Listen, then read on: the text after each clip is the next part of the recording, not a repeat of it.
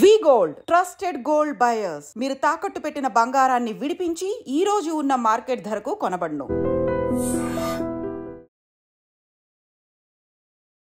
Hello guys, welcome back to iDream Media. ఈరోజు మనతో ఉన్నారు సర్టిఫైడ్ ఫైనాన్షియల్ ప్లానర్ అయిన మాధవిరెడ్డి గారు. ఇక న్యూ ఫండ్ ఆఫర్స్ గురించి, లేటెస్ట్ మార్కెట్స్లో ఏమేమి ఉన్నాయి, దాంతోపాటుగా ఒక కొత్త రూల్ మీకోసం తీసుకొచ్చారని చెప్పేసి మాధవరెడ్డి గారు అయితే చెప్తా ఉన్నారు.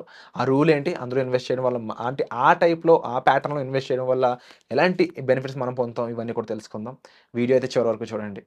Hi ma'am. హలో అండి. సో ఫస్ట్ థింగ్, ఎన్ఎఫ్ఓలు కొత్తగా వచ్చాయి అవును. అండ్ ఆ లేటెస్ట్ అప్డేట్స్ ఏంటి?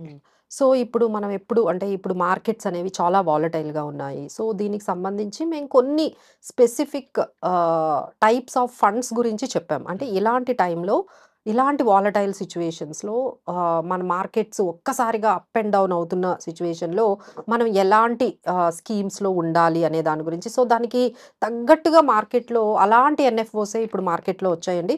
So let's start with Angel One Nifty 50 ETF.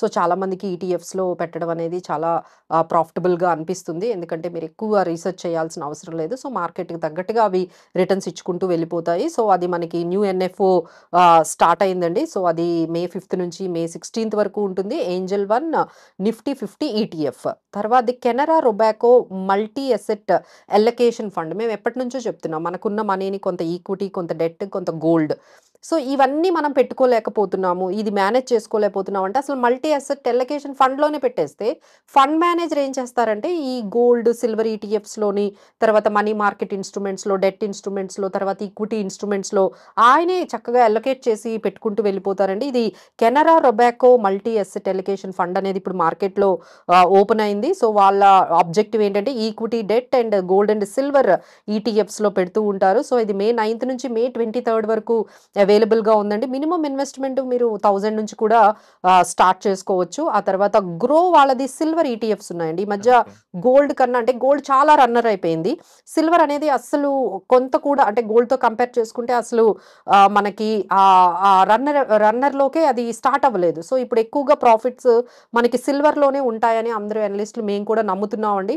ఎందుకంటే సిల్వర్ గోల్డ్ రేషియో చూసుకుంటే ఇక ఇక్కడ నుంచి సిల్వరే పెరిగేటట్టుగా మనకు కనిపిస్తుంది. సో దానికి తగ్గట్టుగా సిల్వర్ ఈటీఎఫ్స్ అనేవి మార్కెట్లో అవైలబుల్గా ఉన్నాయండి.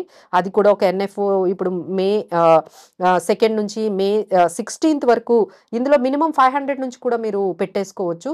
సో ఎవరైనా సిల్వర్ ఈటీఎఫ్స్లో పెట్టుకోవాలంటే ఇది చాలా బాగా ఉపయోగపడుతుందండి. అలానే ఐసిఐసిఐ ప్రుడెన్షియల్ క్వాలిటీ ఫండ్ అంటారు. అంటే చాలామందికి మంచి క్వాలిటీ స్టాక్స్ ఎలా సెలెక్ట్ చేసుకోవాలో తెలియదు. అంటే return on equity, return on capital employed, తర్వాత ఫైనాన్షియల్ లివరేజ్, క్యాష్ బ్యాలెన్స్, ఆ కంపెనీకి ఉన్న క్యాష్ బ్యాలెన్స్ బట్టి మనము సెలెక్ట్ చేసుకోవడం అనేది ఎంతవరకు సాధ్యం అంటే ఇట్ ఈస్ ఇంపాసిబుల్. ఎందుకంటే నిఫ్టీలో మనకి దాదాపుగా 1700 స్టాక్స్ ఉంటాయి. ఆ 1700 స్టాక్స్లో మనం ఫిల్టర్ చేయాలంటే అది చాలా కష్టం. సో వీళ్ళు ఏం చేస్తున్నారంటే ఫోకస్డ్గా ఆల్రెడీ ఒక 600 స్టాక్స్ని ఫిల్టర్ చేసేసి ఆ 600లోనే వీళ్ళు పెడుతూ ఉంటారు. అంటే అంత క్వాలిటీ చెక్ జరుగుతూ దాంట్లో ఇన్వెస్ట్మెంట్స్ అనేది ఫండ్ మేనేజర్ చేస్తూ ఉంటారండి. ఇది కూడా ఐసిఐసిఐ ప్రుడెన్షియల్ క్వాలిటీ ఫండ్ అని ఉంది. దీంట్లో మినిమం ఇన్వెస్ట్మెంట్ 5000 అనేది స్టార్ట్ అవుతుంది. సో ఇది కూడా మనకి అవైలబుల్గా ఉంది.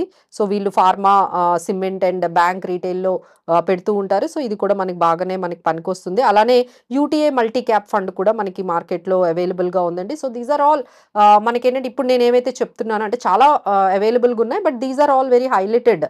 మనకి సిల్వర్ ఈటీఎఫ్స్ కానీ, నిఫ్టీ ఈటీఎఫ్ కానీ, Canara Robeco multi asset allocation fund కానీ, లేకపోతే Groww silver ETF, ICICI Prudential quality fund, ఇవన్నీ కూడా ఇప్పుడు ఉన్న మార్కెట్కి సిచ్యువేషన్కి సరిపోతాయండి. అండ్ అలాగే ఇలాంటి ఫండ్ ఆఫర్స్ అయి ఉండొచ్చు, లేకపోతే రెగ్యులర్ ఇన్వెస్ట్మెంట్స్ అయి ఉండొచ్చు. ముఖ్యంగా ఇప్పుడున్న టైంలో అప్పర్ మిడిల్ క్లాస్ వాళ్ళ సంఖ్య పెరుగుతూ వస్తుంది. దీనికి main reason proper financial planning అని చెప్పొచ్చు. వీళ్ళకి కొత్త రకమైన ఇన్వెస్ట్మెంట్ ప్యాటర్న్స్ అనేవి మీరు ఎప్పుడు తీసుకొస్తూనే ఉన్నారు. సో ఒక లేటెస్ట్ ఇన్వెస్ట్మెంట్ ప్యాటర్న్ గురించి చెప్తారు. సో ఎవరైనా అంటే ఇప్పుడు ఈ మధ్య మనం చెప్తున్నాం కదా, ఈ స్కామ్స్ అనేవి ఎక్కువ అవుతూ ఉన్నాయని. సో, అసలు పర్ఫెక్ట్‌గా ఎలా తెలుసుకోవాలి? ఆ తర్వాత మళ్ళీ అంటే it need to be disciplined అండి. It need to be moderated. It need to be realistic. అంటే మీకున్న ఎక్స్‌పెక్టేషన్స్, రిటర్న్ ఎక్స్‌పెక్టేషన్స్ ఎప్పుడు రియలిస్టిక్‌గా ఉంటే ఎవరు ఎన్ని మీరు చెప్పినా సరే అందులో మీరు పడరు. ఎందుకంటే ఏదైతే మరీ too good to be believe అంటే అసలు బిలీవ్ చేయడానికే కష్టంగా ఉన్నలాంటి ఆఫర్స్‌తో మనకొస్తున్నాయి. సో, దాన్ని ఎలా మనం ఎదుర్కోవచ్చు? దాన్ని ఎలా మనం డిఫైన్ చేసుకోవచ్చు అంటే దాన్ని 114 అనే ఒక మనకి ఒక రూల్ ఉందండి. అంటే మీరు పెట్టిన ఇన్వెస్ట్‌మెంట్ ట్రిపుల్ అవ్వడానికి ఎంత టైం పడుతుంది? ఓకే. ఓకే. సో, ఎగ్జాంపుల్ ఒక 30,00,000 మీరు పెట్టారనుకోండి. 90,00,000 అవ్వడానికి దాదాపుగా ఎంత టైం పడుతుంది? సో, ఎగ్జాంపుల్ మీరు ఒక 10% హ్మ్. కానీ మీరు తీసుకున్నారనుకోండి టైమ్. 10% టైం తీసుకుంటే 114 డివైడెడ్ బై 10 వేయండి. ఎంత టైం పడుతుంది? 11 ఇయర్స్. అంతే. 11 ఇయర్స్. సో, ఇలా మీరు తెలుసుకోవచ్చండి. అదే మీరు 12% ఓకే. నేను బాగా మేనేజ్ చేసుకుంటాను. నేను మినిమమ్ 12% అయితే నేను తెచ్చుకోగలను అని మీకు గాని అనిపిస్తే మీకెన్ని ఇయర్స్ పడుతుంది? 30,00,000, 90,00,000 అవ్వడానికి 9 ఇయర్స్ పడుతుంది. హ్మ్. 9.5 ఇయర్స్. అదే ఇంకొంచెం మీరు బెటర్‌గా కొంచెం స్ట్రాటజికల్‌గా ఉంటూ మీరు ఈక్విటీ మ్యూచువల్ ఫండ్స్‌లో ఇట్లాంటివి పెట్టుకుంటూ వెళ్తే మీకు 15% మీ రిటర్న్ కానీ ఎక్స్‌పెక్టెడ్ అయితే మీరు దాదాపుగా ఈ 30,00,000, 90,00,000 అవ్వడానికి జస్ట్ 7.5 ఇయర్స్, 7.6 ఇయర్స్ పడుతుంది. వావ్! సో, ఇలా మనం ఒక రేట్ ఆఫ్ రిటర్న్‌ని పెట్టుకొని, ఒక గోల్‌ని పెట్టుకుంటే ఎవరైనా మీకేమన్నా చెప్పనియండి. బట్ ఈ రూల్ అనేది మీకేంటంటే చెకింగ్. వాళ్ళు చెప్తుంది కరెక్టా కాదా? లేదంటే నెలకి అసలు 10% ఇవ్వడం ఏంటండి?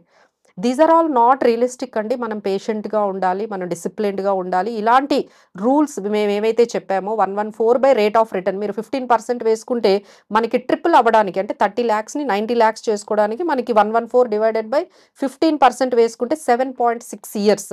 ఇంతకన్నా ముందు ఎందుకు అయిపోతదండి? సో, అది కొంచెం ఆలోచించాలి. ఎవరైనా వచ్చి మీ దగ్గరకొచ్చి 1 ఇయర్‌లోనే మేము డబుల్ చేసేస్తాము. 1 ఇయర్‌లోనే 30,00,000 1,00,00,000 అయిపోతది. ఇలాంటివన్నీ చెప్తే కానీ కొంచెం చెప్పినప్పుడు మనం ఇలాంటి రూల్స్ అన్నీ కొంచెం గుర్తుపెట్టుకొని ఇవన్నీ గూడా these are all pranks, these are all frauds, these are all ఏంటంటే మనల్ని అందులోకి ఈ ఫాస్ట్ అంటే ఇదంతా ఏంటంటే క్విక్ మనీ. ట్రూ. క్విక్ మనీని మనం చేసుకోవాలనే యాటిట్యూడ్ ఎప్పుడైతే స్టార్ట్ చేస్తామో అప్పుడే వస్తాయండి. సో, క్విక్ మనీ వద్దు. మనం డిసిప్లిన్డ్‌గా, పేషెంట్‌గా ఇప్పుడు మనం చెప్పిన రూల్స్ ప్రకారం ఎంత టైం పడుతుంది? ఈ పాటికే మీకు ఐడియా వచ్చుంటుంది.